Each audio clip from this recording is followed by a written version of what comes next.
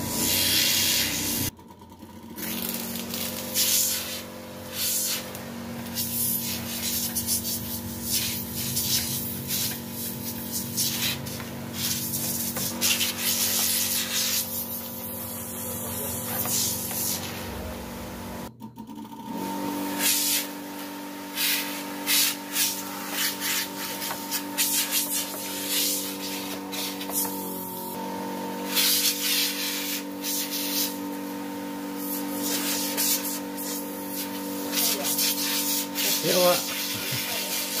Oh, Wak.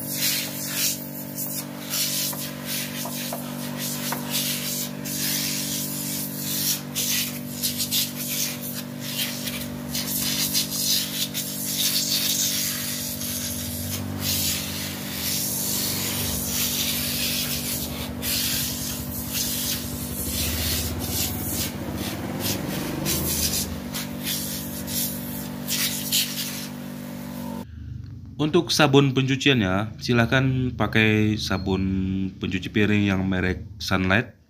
Ini berbeda dengan sabun yang lainnya. Dan sabun cuci piring Sunlight ini hasilnya itu bisa kinclong dia.